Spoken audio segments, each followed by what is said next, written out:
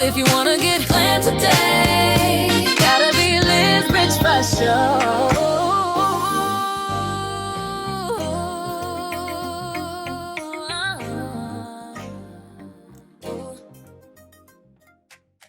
Hey guys, welcome back to my channel. Today we are doing color on fine hair, and it's actually my mom, so let's get started.